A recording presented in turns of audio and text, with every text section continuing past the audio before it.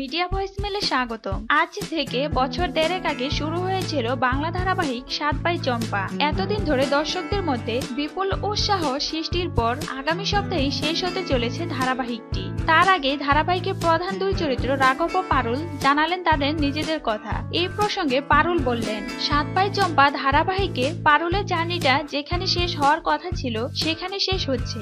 সে তার সাত ভাইকে ফিরে পেয়েছে এবং ভুল থেকে তাদেরকে মানুষ রূপে আনতে পেরেছে, কারণ সে তার মাকে কথা দিয়েছিল। পারুল সবাইকে ক্ষমা করাতে বিশ্বাস করে। শেষ অবধি শুভ অশুভের লড়াইয়ে শুভ শক্তির জয় হয়। রানী পদ্মাবতী যে এতকাল কারাগারে বন্দী ছিল সে মুক্তি পেল এবং সেনাপতি রাঘবের সঙ্গে একটি ভালোবাসার সম্পর্ক গড়ে ওঠে। কিন্তু এবার তারা বিবাহ বন্ধনে আবদ্ধ হতে চলেছে। তাই আগামী দিনে পারুল সেনাপতি তার বাবা মা ও সাত ভাইকে নিয়ে সুখে শান্তিতে বাস করতে চলেছে। সেনাপতি রাঘব বললেন, এই মুহূর্তে আমার গায়ে হলুদের অনুষ্ঠান চলছে। আমাদের ধারাবাহিকের শুরুটা হয়েছিল পারুলের একটা জার্নি দিয়ে। গল্পের শুরুটা ছিল রানী পদ্মাবতী সাত ছেলে ও এক মেয়েকে দিয়ে। রানী পদ্মাবতী সতীন মণিমল্লিকা ও আরো বাকি সতীন মিলে এই সাত ভাইকে চুরি করে নিয়ে যায় এবং মাটিতে পুঁতে দেয়, যেখান থেকে সাত ভাই সাতটি ফুল হিসেবে নতুন করে সামনে আসে। এরপর পারুল কিভাবে তার সাত ভাইকে উদ্ধার করে আর শেষ পর্যন্ত কি হয় মণিমল্লিকা, সেটাই ধারাবাহিকের শেষ পর্বের চমক। ভিডিওটি ভালো লাগলে লাইক, কমেন্ট ও শেয়ার করতে ভুলবেন না।